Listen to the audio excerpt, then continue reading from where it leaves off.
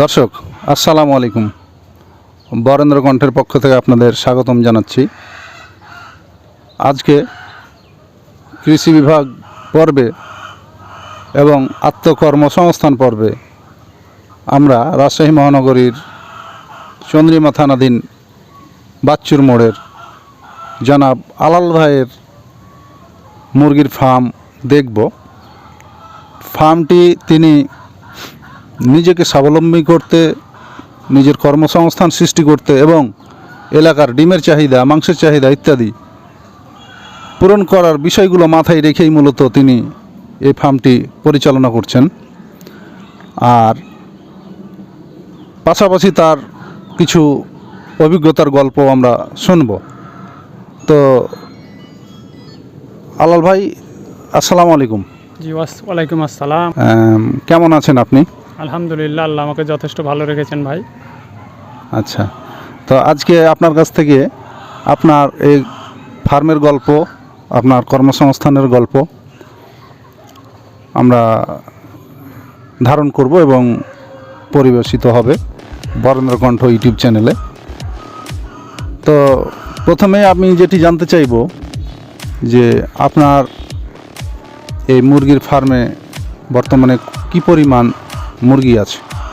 জি আলহামদুলিল্লাহ, আমার পক্ষ থেকে আমি মোহাম্মদ আলাল, আমার পক্ষ থেকে বরেন্দ্র কণ্ঠকে জানাই আন্তরিক শুভেচ্ছা, অভিনন্দন যে ওনারা অনেক সময়ের মধ্যে দিয়েও, কষ্টসাধ্য সময়ের মধ্যে দিয়েও আমার এখানে যে তিনারা এসছেন এবং আমার এই ফার্মটাকে তারা বেছে নিয়েছেন।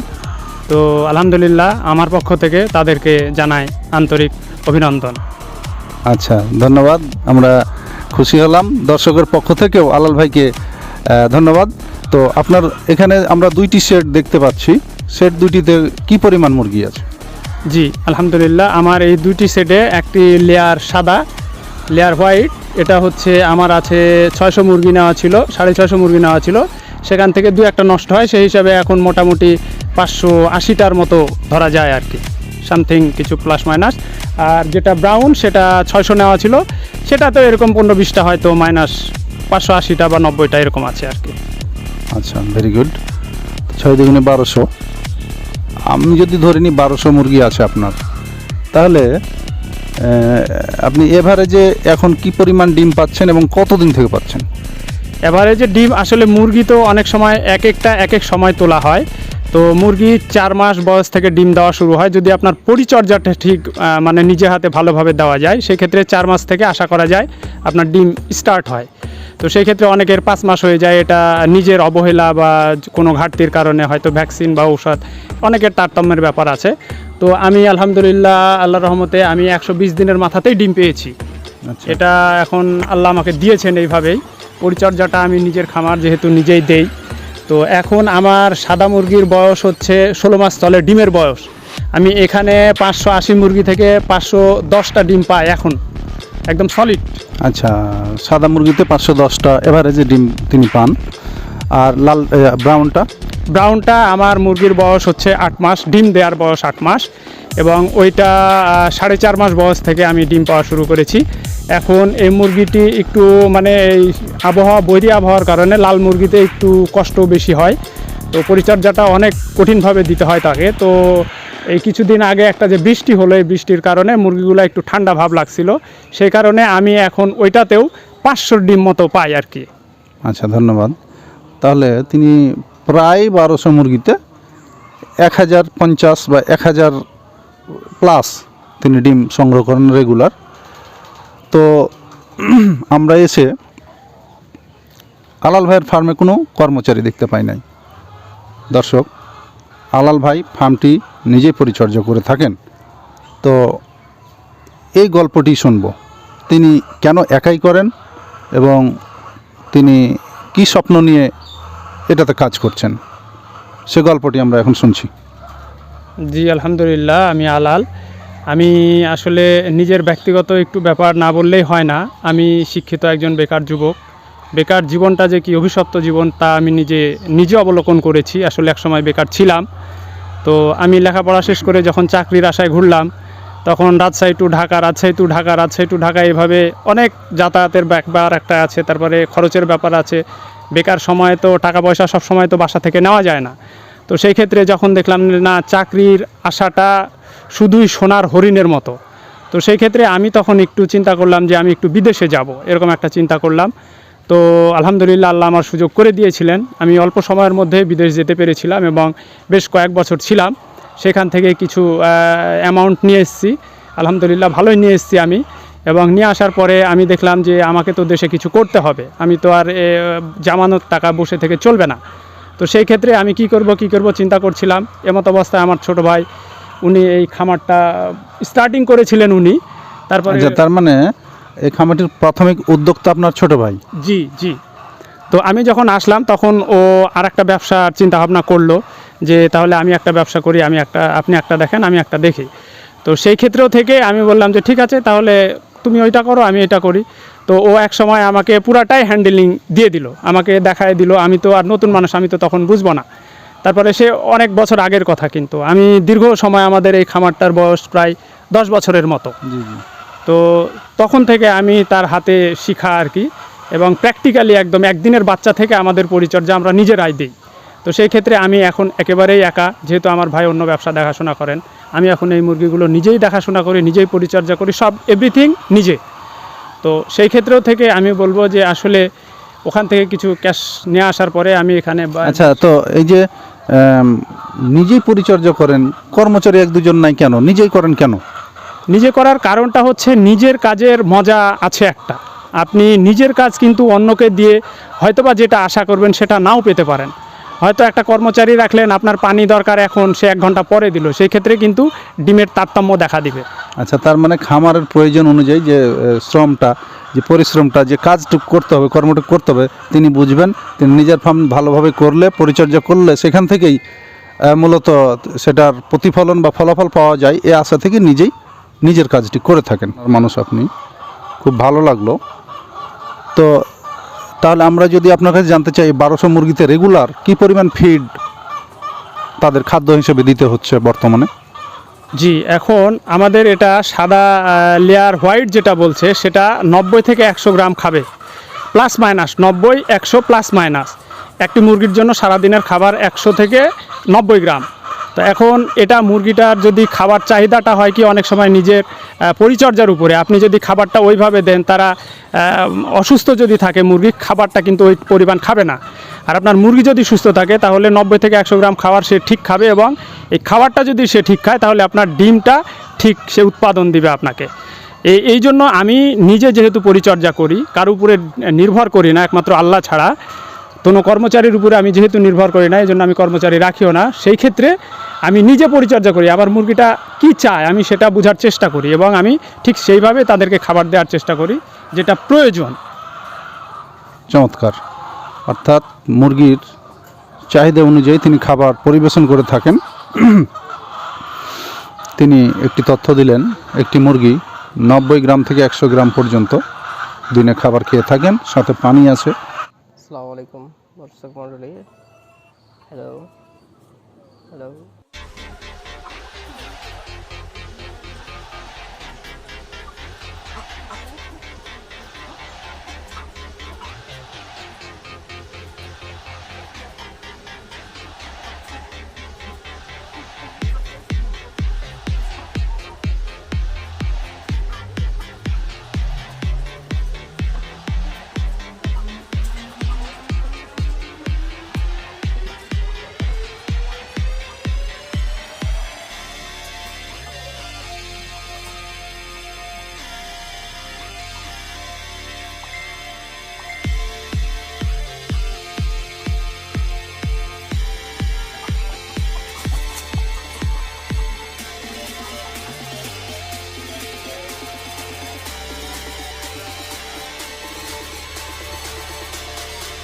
ভাই, এই যে ডিম সংগ্রহ করলেন, এই ডিম সংগ্রহ আপনি কি এগুলো মানে পাইকারি চলে যায় না খুচরা বিক্রয় হয়? জি না, আমার এটা আড়তে যায়, পাইকারি যায়। আচ্ছা আচ্ছা। সেখান থেকে তখন ডিস্ট্রিবিউট হয় আপনার মানে রিটেল প্রাইস। বাহ,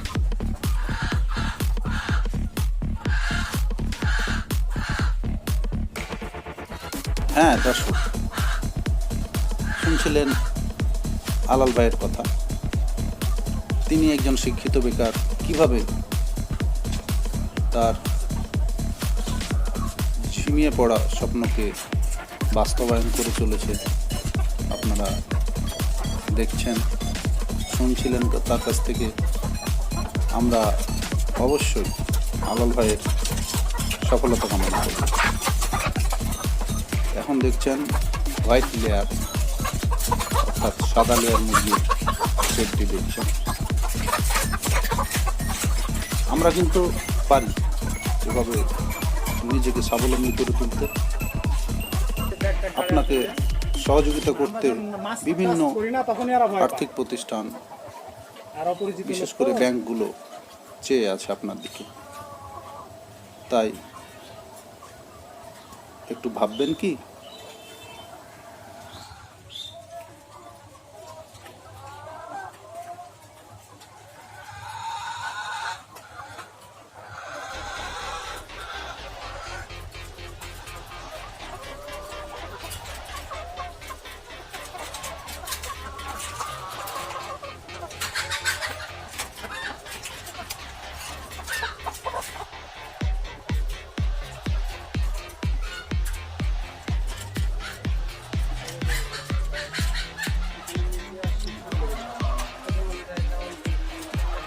প্রত্যেক দিন মোটামুটি 600 মুরগি থেকে এখন এখানে 17 টাকা ডিম আসছে। 17 ইন্টু 30 500, 17 ইন্টু 30 510টা সংগ্রহ করে।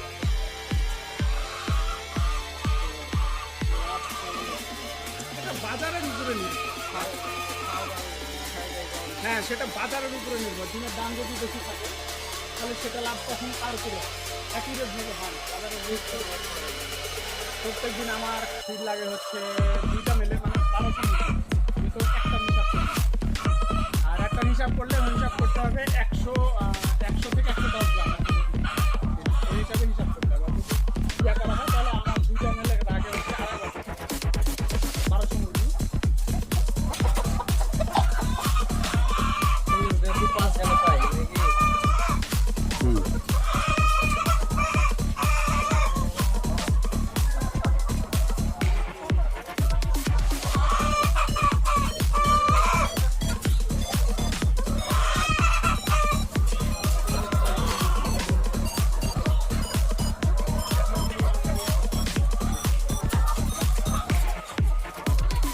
দর্শক বুঝতেই পারছেন কি করে একজন শিক্ষিত মানুষ তার চাকচিক্যের লাইফ থেকে সরে এসে শুধুমাত্র স্বাবলম্বী হতে, নিজের পায়ে দাঁড়াতে, পরিবারকে সহযোগিতা করতে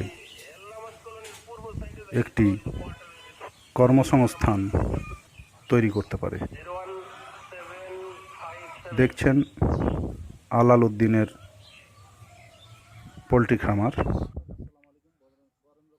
দর্শক, আপনারা এই অনুষ্ঠানটি দেখছেন বরেন্দ্র কণ্ঠের সৌজন্যে, আমাদের ইউটিউব চ্যানেল বরেন্দ্র কণ্ঠ।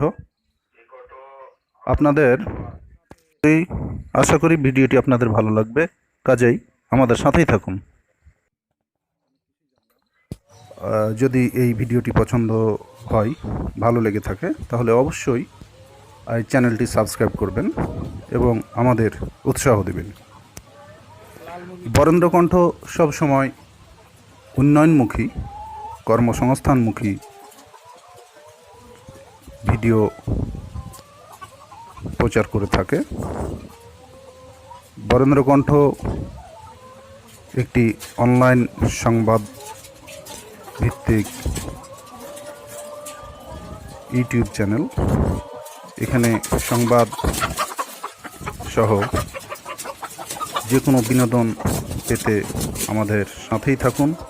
চ্যানেলটি সাবস্ক্রাইব করুন এবং বেল আইকনে ক্লিক করুন।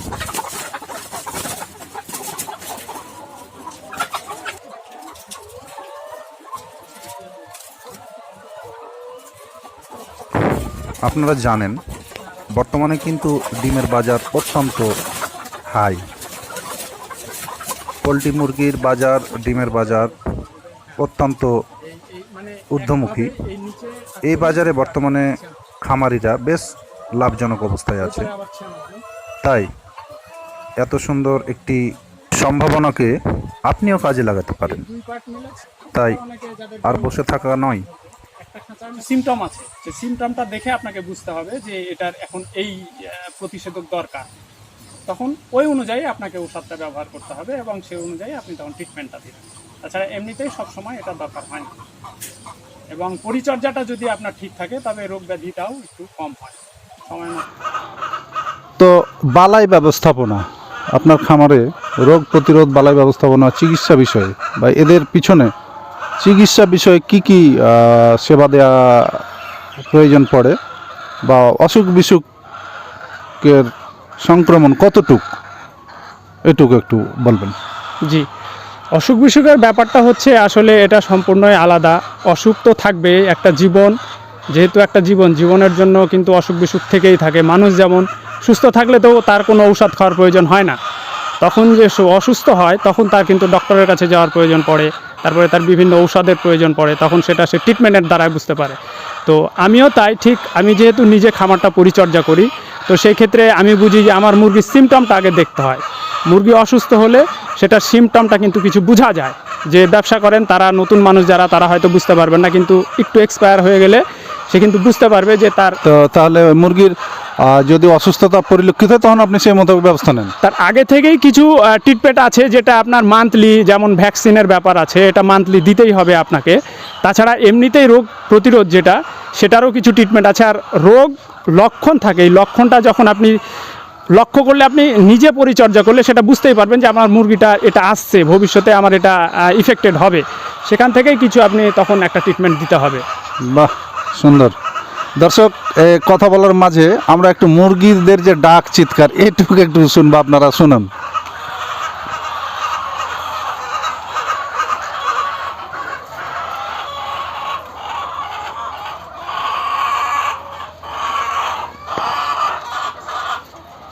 আপনারা শুনতে পাচ্ছেন মুরগির চমৎকার চেঁচামেচি, খুব চেঁচামেচি হচ্ছে। দর্শক, আলাল ভাই যেমনটি বলছিলেন যে আসলে অসুখ বিসুখ একটি প্রাণীর লক্ষণ, যে কোনো সিনড্রোমের ওপর ভিত্তি করে বোঝা যায় যে প্রাণীটি সুস্থ আছে কিনা।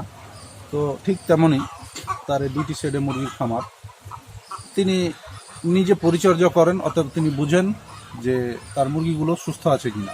যদি কখনো প্রয়োজনীয়তা অনুভব করেন তখনই সেই প্রসঙ্গে ওষুধ, ভ্যাকসিন বা কি বলে চিকিৎসা নিয়ে থাকেন। তো অত্যন্ত ভালো, বুদ্ধিমানের মতো এটি একটি ব্যবস্থা। আসলে এভাবেই পরিচর্যা নিতে হয়। আর তার মুরগিগুলো দেখে মনে হলো সবগুলোই সবল এবং সুস্থ আছে। অত্যন্ত সুস্থ একটি ফার্ম আমরা পরিদর্শন করলাম। আমরা এরকমই মাঝে মাঝে অনেক উন্নয়নমুখী, কর্মসংস্থানমুখী ভিডিও এই চ্যানেলে আমরা পরিবেশন করে থাকি। আপনারা দেখবেন, এই বরেণ্যকণ্ঠ চ্যানেলটি আপনারা দেখবেন এবং সাবস্ক্রাইব করবেন, আমাদের সাথেই থাকবেন। তো আমরা এখন ফার্মে মুরগির ডিম সংগ্রহ দেখব।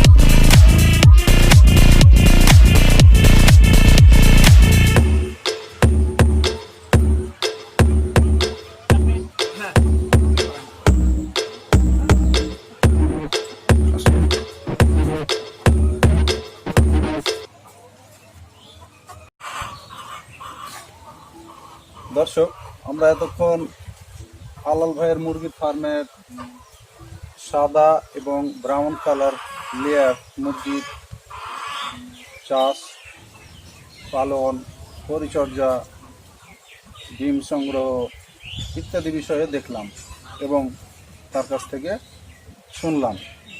এখন আমরা আলাল ভাইয়ের কাছ থেকে জানতে চাইব, এই যে একটি চমৎকার পরিবেশে তিনি যে ফার্মটি করে নিজের কর্মসংস্থান সৃষ্টি করেছে, পাশাপাশি এলাকার ডিমের চাহিদাও মিটিয়েছে। অত্যন্ত ভালো একটি উদ্যোগ। তো যারা আমাদের সমাজে বেকার আছে, কোনো কর্ম নেই, ঘুরে বেরিয়ে সময় কাটায়, এসব বেকার যুবকদের জন্য ভাইয়ের কি মেসেজ আছে, কি বার্তা আছে, আমরা একটু শুনবো। বলবো যে আমি আসলে একজন বেকার মানুষই ছিলাম, শিক্ষিত বেকার যুবক। আমি আমার ব্যক্তিগত একটু ইতিহাস বলি, সেটা হচ্ছে আমি যখন লেখাপড়া করে চাকরি বাকরি আশায় ঘুরতে লাগলাম, তখন দেখলাম যে চাকরি বাকরি খুব কষ্টের মধ্যে। চাকরি বাকরি নিয়ে আমাদের এখন পজিশনটা খুবই খারাপ পর্যায়ে বলা যায়। তো অত দূরে না গিয়ে আমি বলি, আমি চেষ্টা করলাম একটু বাইরে যাবার, যে একটু বাইরে যায়। তো দেশের বাইরে, বিদেশে? জি জি, দেশের বাইরে। তো আমার একটু সুযোগ হয়েও ছিল, আমি বেশ কয়েক বছর বাইরেও ছিলাম। বাইরে থেকে যখন আসলাম, দেখলাম যে দেশে কিছু টাকা পয়সা ম্যানেজ করলাম, সেখানে গিয়ে কিছু ইনকাম করে নিয়ে এসেছি। এবং সেটা থেকে আমি আস্তে আস্তে, আমার তো এটাতে কোনো ইয়ে ছিল না, আমার ছোট ভাই এর হচ্ছে উদ্যোগটা, ও স্টার্ট করেছিল, ফিনিশিংয়ে ও পারলো না, ও আর একটা ব্যবসা করে। তো পাশাপাশি ও যখন বললো যে বড় ভাই আপনি এটা দেখাশোনা করেন, আমি তো এটা পারছি না, তাহলে আপনি এটা নিয়ে দেখাশোনা করেন, আমি আর একটা ব্যবসা দেখাশোনা করি। তো সে আর একটা ব্যবসাতে করে, আর এইটা এখন আমাকে সে হ্যান্ডওভার করে দিয়েছে। তো আমি এটাকে একেবারে এখন থেকে আমি একেবারেই নিজের ভেবে, আমি আর বাইরের চিন্তা ভাবনা না করে, বাইরে অনেক সমস্যা হয় অনেক সময়, সেটার দিকে না তাকিয়ে এখন আমি এটাকে মানে প্রধান আমার কর্ম ভেবেই নিয়েছি। তো আমি বলবো আমার পক্ষ থেকে যে ভাই, আসলে যারা বেকার যুবক আছেন, হয়তোবা প্রথমে কিছু ক্যাশ দরকার হয়, টাকা পয়সার দরকার হয়, এটা তো অনেকের অনেক সময় একটু কষ্টসাধ্য ব্যাপার। তো সেক্ষেত্রে তারপরেও বলবো, কিছু নিয়ে অন্তত প্রথমে অল্প করে শুরু করেন। যদি আপনার লেয়ারে একটু বেশি খরচ হয়, সেটা যদি আপনি একটু সোনালিতে যান, সেটাতে হয়তো আপনার 50 থেকে 60,000 টাকার মধ্যে বা 70,000 টাকার মধ্যে এটা আপনি একটা সেট তৈরি করতে পারবেন। সেইটা যদি কারোর পক্ষে এটা সম্ভব হয়, তাহলে আমি বলবো যে এই বেকারত্বের জীবনটা কিন্তু খুব অভিশপ্তের জীবন। আমি এক সময় ছিলাম, আমি জানি। তো আমি অনুরোধ করব যে যাদের এই সামর্থ্যটুকু আছে, তারা একটু চেষ্টা করলে আমাদের দেশের এই যে বাজার মূল্যটা, সেইটা হয়তো কিছুটা নিম্নগামী হবে সবার জন্য, আমাদের জন্য, সবার ক্রয় ক্ষমতার মধ্যে থাকবে সেটা যেমন। এবং দেশে মাংস এবং ডিমের উৎপাদন বৃদ্ধি পেলে আমাদের শরীর স্বাস্থ্য সুস্থ থাকবে, আমরা সবাই খেতে পারবো, সবার ক্রয় ক্ষমতার মধ্যে থাকবে, সেটা নিয়ে আমরা পুষ্টিটা আমাদের শরীরে ঠিক আমরা যোগান দিতে পারবো।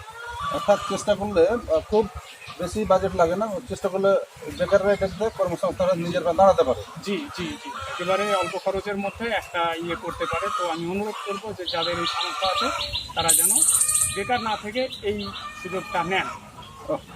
চমৎকার। দর্শক, তিনি বলছিলেন আসলে বেকারত্বের যে অভিশাপ, যে যন্ত্রণা, তিনি খুব ভালো করে জানেন। একজন শিক্ষিত মানুষ, সে চাকরি পায়নি, বিদেশ গিয়েছিল, সেখানেও হয়তো কিছুদিন ছিল এবং পরবর্তীতে দেশে চলে আসে। এসে নিজেকে পরিচালনা করার জন্য যে ব্যয়, সেটি নির্বাহের জন্য অবশ্যই মানুষের ভিতরে একটি তাড়া অনুভব, সেখান থেকেই ওনার এই ব্যবসায় আসা। তো আজকাল সবাই জানেন চাকরি অনেক টাকা লাগে, 5, 10, 20 লক্ষ টাকায় চাকরি নেই, আবার অনেকে ঘুরে বেরিয়ে সময় কাটায়। তো এই ব্যবসা বা এই উদ্যোগ নিতে হলে, এমন একটি উদ্যোক্তা হতে হলে আপনাকে জাস্ট মনের ইচ্ছাই আপনাকে স্বাবলম্বী করে তুলতে পারে। আর আরেকটি কথা, আপনি ব্যবসায় যদি এমন একটি ব্যবসা চালু করতে পারেন, বিভিন্ন ব্যাংক, বিভিন্ন এনজিও, বিভিন্ন আর্থিক প্রতিষ্ঠান আপনাকে লোন দিবে, আপনি লোনও পেতে পারেন, সেগুলো প্রসেস অনুযায়ী আপনি লোনও পেতে পারেন। এমন একটি যদি ফার্ম আপনি তৈরি করতে পারেন দর্শক, তাহলে অবশ্যই বেকার যুবক যুবতী এই সমাজে আমরা যারা আছি তারা নিজের পায়ে দাঁড়াতে পারেন। আপনি প্রয়োজনে ব্যাংকের সাথে যোগাযোগ, আপনার নিকটস্থ শাখায় যোগাযোগ করে আর্থিক সহযোগিতাও নিতে পারেন। তো আপনারা কিভাবে ব্যাংক লোন পাবেন সেগুলো আমরা এই ভিডিওর ডিসক্রিপশনে দিয়ে দিব। আর আপনারা তো দেখলেন আজকে আলাল ভাই মুরগির খামারের সমস্ত পরিচর্যা থেকে শুরু করে ডিম সংগ্রহ এবং তার খরচের এবং চিকিৎসার সম্পর্কিত সকল তথ্য আপনারা দেখলেন। আশা করি আপনারা এই ভিডিও দেখে উপকৃত হবেন এবং আমাদের সাথেই থাকবেন। বরেন্দ্র কণ্ঠ সবসময় উন্নয়নের কথা বলে, কর্মসংস্থানের কথা বলে, কাজেই আপনারা বরেন্দ্র কণ্ঠের সাথেই থাকবেন। দেশের যুব সমাজের প্রতি আপনার কোনো যদি বার্তা থাকে, যারা কোনো কাজ করে না, বেকার, কোনো কর্ম খুঁজে পায় না, এদের জন্য আপনার যদি কোনো ইয়াতে চাকরিও পায় না, বর্তমান দেশে চাকরি পেতে হলে লাখ লাখ টাকা গুনতে হয়, তারপরে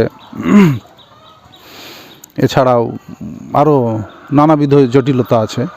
তো সেগুলো বিবেচনায় যুব সমাজের উদ্দেশ্যে দুটি কথা যদি আপনি বলেন। জি আলহামদুলিল্লাহ, আমি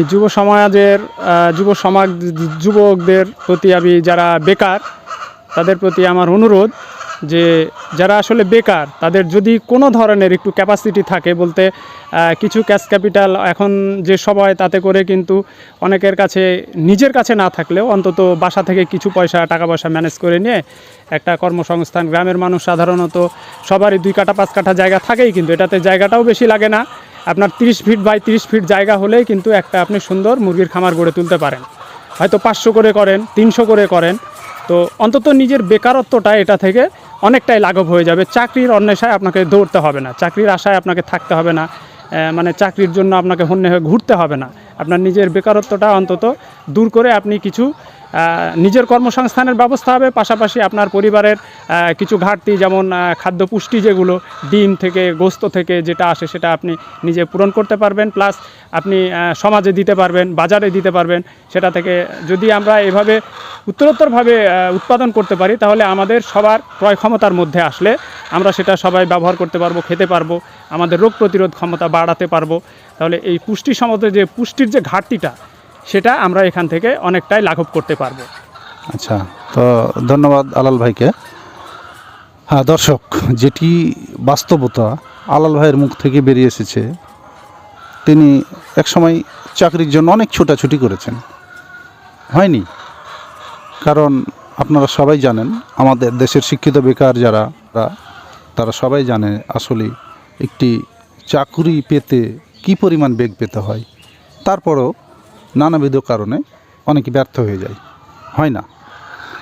তো যারা বেকার আছেন, যুবক, কাজ করতে সক্ষম, তাদের কাছে একটি মেসেজ এসেছে আলাল ভাইয়ের পক্ষ থেকে। সেটি হলো যে আপনি চাইলে নিজেই উদ্যোক্তা হয়ে একটি কর্মসংস্থান সৃষ্টি করতে পারেন। আপনার অধীনে 2-4 জন লোক